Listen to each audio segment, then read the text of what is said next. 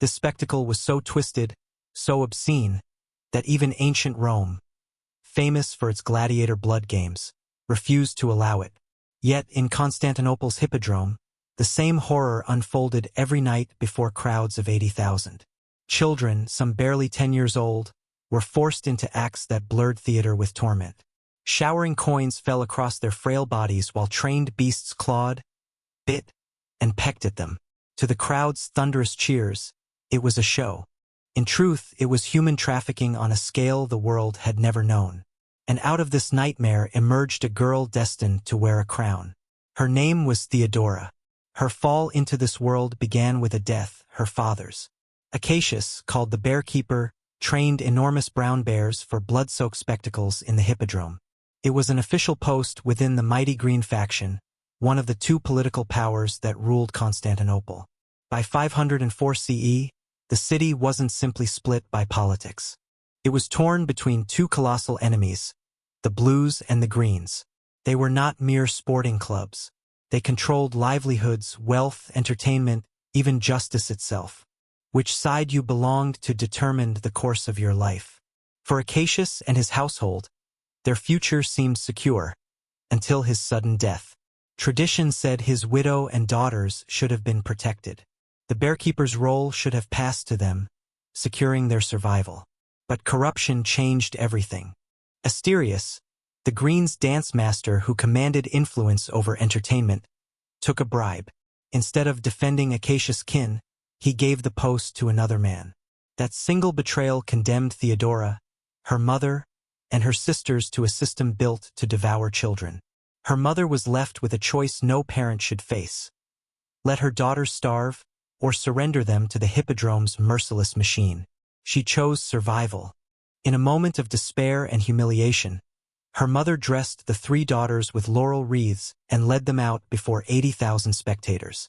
It was a silent signal the children were available, not for acting or singing, but for what the law itself called forbidden services.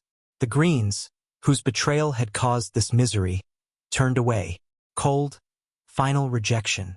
The Blues, rivals of the Greens, showed pity. They gave Theodora's stepfather a post. From that moment, her fate was decided. She would never forget which faction abandoned her family, and which extended mercy. That memory became the fuel for her revenge. By the age of 10, Theodora was already taking part in spectacles so corrupt, they shocked even Roman audiences hardened by blood and cruelty. Her infamous act was Leda and the Swan. Undressed, she would lie on stage while trained geese picked barley grains from her body. To the crowd, it was excitement. To her, it was survival. Thousands of men threw coins at the form of a child. But the true horror wasn't in the arena. It hid in the back rooms, where the very young, barely of age, were forced to provide forbidden services to senators, merchants, and nobles. Byzantine law openly declared actresses to be fallen women, erasing all distinction. Submission wasn't just expected, it was demanded by law. For most children, such ordeals broke the spirit. But Theodora was different. She watched, she learned. Night after night, she observed how men of power, senators, judges, merchants, lost control, lost dignity, even lost reason in their desire. What crushed other youths became, for her, a classroom. The hippodrome became her university. Each degrading performance gave her lessons in human weakness, obsession, and control. She learned that men who believed themselves unshakable could be undone by temptation. This was the education that shaped the most dangerous woman in Byzantine history. For 6 years, Theodora endured this system. By 16, she was no longer just another performer. She had become the most sought-after woman in the hippodrome, not only for her looks, but for her intelligence. The same senators who once tossed coins at her undressed figure now paid enormous sums for private meetings. They thought they were buying indulgence. In truth, they were feeding a predator who was carefully studying how to defeat them. Then came the chance that raised her from exploited youth to powerful courtesan. Heliopolis, the Syrian governor of Libya, arrived in Constantinople with immense wealth and command of armies. When he saw Theodora perform, he didn't want her for a single night. He wanted to keep her entirely. He offered her the role of companion. For Theodora, it meant release from the hippodrome and a life of luxury. After 6 years of humiliation, it looked like salvation. She accepted. For nearly 4 years, she lived in Hecatolus's palace in Libya. But this was not only comfort, it was advanced training in manipulation. Hecatolus believed he owned her. Yet Theodora studied his every weakness. She noted which desires shamed him, which cravings he could not resist, which indulgences clouded his judgment. The governor who commanded armies became helpless when she controlled his access to satisfaction. The same pattern she had seen countless times in the hippodrome now became her weapon. But in the end, she pushed too far. She began steering his political choices. When he discovered her manipulation, his fury exploded. "Get out, you worthless woman," he shouted, throwing her belongings into the burning sand. After 4 years of power and comfort, she was cast aside. Alone, disgraced, and forced back into the world of exploitation. Yet this betrayal became her greatest lesson. The voyage across the Mediterranean reshaped her into something new. Ship after ship, she sold herself to survive. But now, each man who thought he controlled her became another case study. A Roman merchant who paid only for conversation. She drew out his trade secrets. A captain who offered her safe passage. She uncovered his smuggling networks. Every encounter expanded her knowledge of how male desire could be twisted into power. By the time she reached Alexandria, she had become something fearsome. No longer a victim, but a predator. In Alexandria, she embraced religion, though not for salvation. She converted to Monophysite Christianity under Patriarch Timothy III. This was not faith, it was strategy. For the first time, she built a foundation of power beyond the world of exploitation. Then, in Antioch, she met Macedonia, a performer for the blues faction. Macedonia carried whispers back to Constantinople. Rumors that a 40-year-old prince named Justinian was asking about a woman who had survived Libya. Stories had spread of a girl who endured the hippodrome, outwitted a governor, and survived exile. When her ship approached Constantinople's harbor, Theodora looked upon the golden domes of the city that once cast her aside. But she was no longer that child. Theodora had been reforged, hardened, turned into a weapon. The city that had once cheered her humiliation was now about to kneel before her power. Constantinople, 522 CE. Prince Justinian, heir to the Byzantine throne, attended a court gathering when he first laid eyes on Theodora. To him, she seemed like another beautiful former performer. He could not know he was looking at a woman who had spent 16 years mastering the art of dismantling powerful men. The seduction began at once, but this was no ordinary attraction. This was a battle. Theodora drew on every lesson she had learned. How to read a man's desires, how to make his weaknesses her weapons, how to turn closeness into control. She sensed Justinian's hunger for thoughtful conversation, a skill she had perfected with merchants across the Mediterranean. She uncovered his longing for emotional connection, the same vulnerability she once exploited in Governor Hecatolus. Every private meeting was carefully designed. Each whisper, each gesture bound him tighter. Within months, Justinian was captivated. He believed he was falling in love. In truth, he was being conditioned. For Theodora, every encounter was another study in how to steer a man through desire. For Justinian, each moment tied him deeper in dependence. Without realizing it, his political judgment was already clouded by the woman at his side. When he declared his intention to marry her, scandal swept through the empire. Byzantine law was firm. Once an actress, always an actress. No senator, much less a future emperor, could marry a woman who had stood on stage. The law was built to keep performers forever outside of power. The Senate erupted in outrage. "You would marry an unworthy woman?" they sneered. To them, Theodora could never belong on the throne. But Justinian could not let her go. His fixation was too strong. The true obstacle was Empress Euphemia, wife of Emperor Justin. She had risen from slavery to the highest female rank in the empire.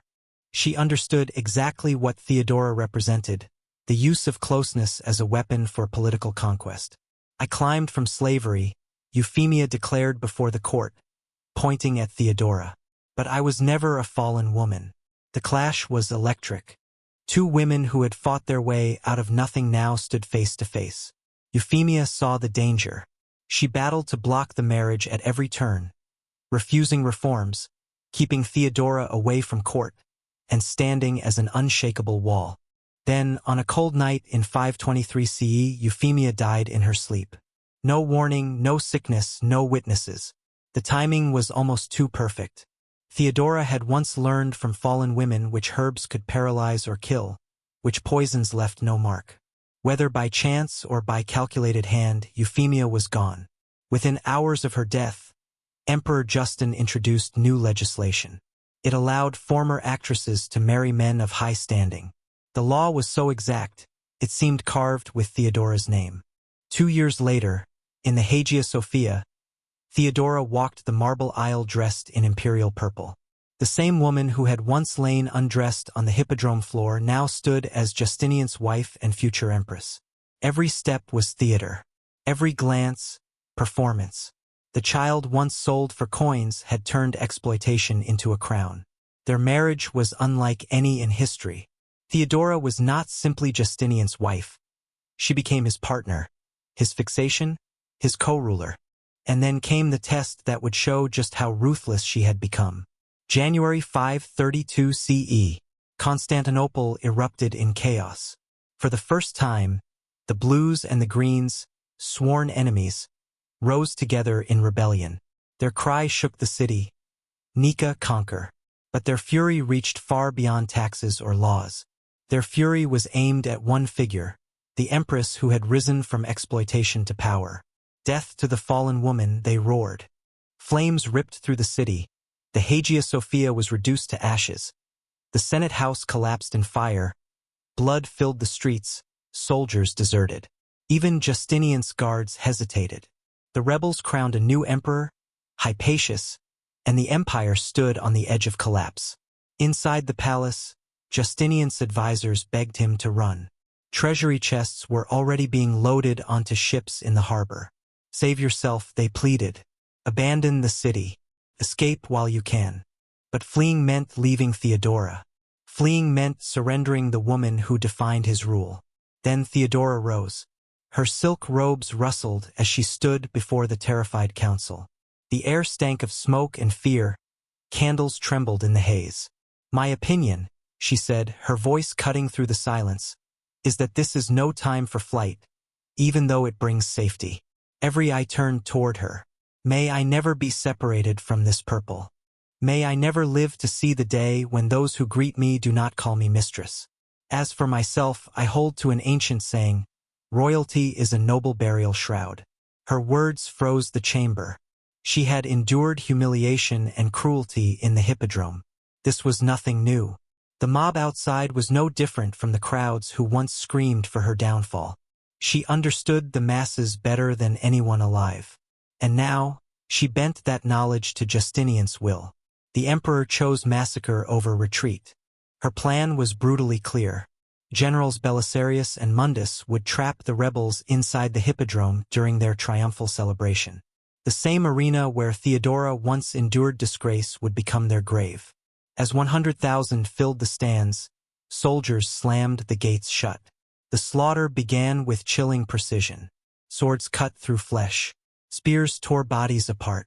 Screams ricocheted against stone walls. Families were struck down where they stood. By the end of the day, 30,000 bodies covered the arena floor. Theodora had turned the hippodrome, the stage of her childhood disgrace, into the ground of her ultimate revenge.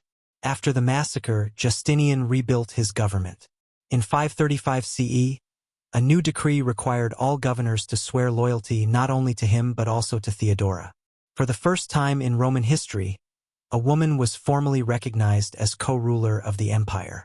The child who had once been forced into exploitation was now master over the very men who once sought to own her. From her chambers, Theodora created what historians describe as a shadow government. But in truth, it was more. It was an intelligence network without rival. Trusted eunuchs and women moved silently through palace corridors, gathering secrets. Who shared whose bed? Which senators had shameful habits? Which commanders were open to blackmail? Theodora turned whispers into weapons. Fear became her currency. In public, she demanded visitors bow fully and show submission to both her and Justinian. This was not reverence, it was dominance. The humiliation she once endured was now reversed with ruthless precision. In 537 CE, Pope Silverius refused to support her religious allies. Theodora did not argue. She crushed him. Through Belisarius and his wife Antonina, she fabricated treason charges. The Pope was accused of plotting with the Goths and exiled. He died there, undone not by doctrine but by the same weapons Theodora had wielded since childhood: fear and manipulation. And this was only the beginning. Theodora's next target was even more formidable: Queen Amalasuntha of the Ostrogoths. Amalasuntha embodied everything Theodora despised: royal by birth, commanding by nature, and worst of all, an intellectual equal. She had been exchanging letters with Justinian, words that carried more allure than policy. Theodora recognized it instantly: the subtle phrasing, the late-night reading, the seduction through ideas. It was her own strategy mirrored back at her, and she could not permit it. Through the ambassador Peter the Illustrian, she whispered poison into the ear of King Theodahad, Amalasuntha's cousin. Soon after, the queen was murdered while bathing, undressed, defenseless, struck down in a scene crafted for maximum humiliation. Theodora's message was unmistakable. If closeness could not be controlled, it would be erased. Her most brilliant strike came in 541 CE against John the Cappadocian, Praetorian prefect and one of the empire's most powerful men. John was dangerous not for his might, but because he understood manipulation. He was immune to ordinary tactics. He saw through her games. So Theodora turned to psychological war. For 6 months, John received grotesque gifts: wilted flowers symbolizing death, tiny daggers hinting at blood, images of executions. Each was meant to shake him. Slowly he cracked, losing sleep, jumping at shadows, sweating with paranoia.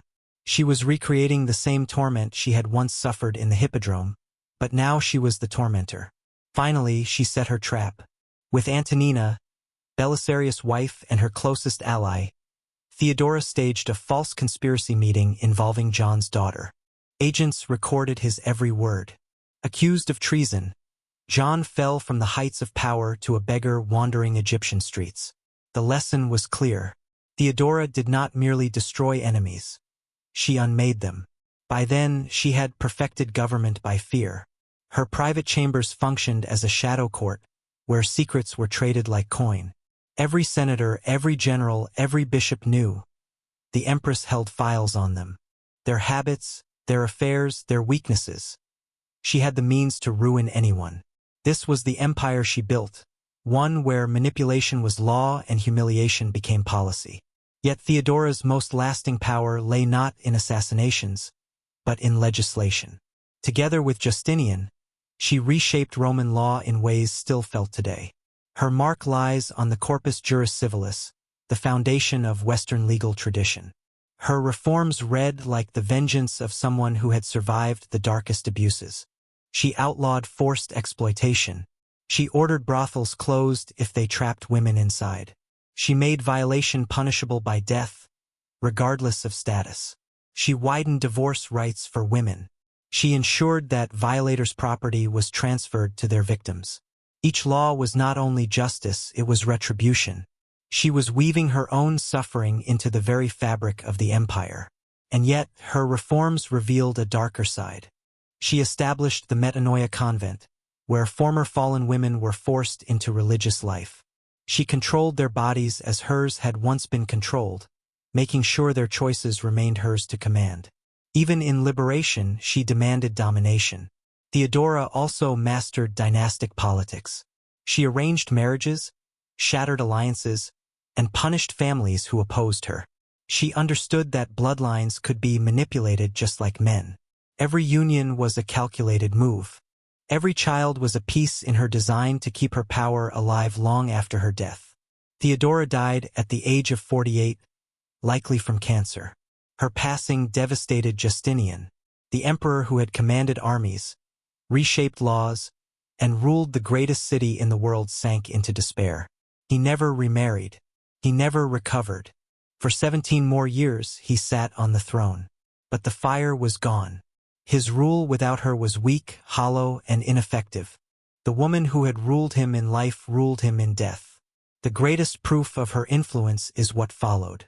In her lifetime, Justinian had passed sweeping reforms, crushed rebellions, and expanded the empire's reach.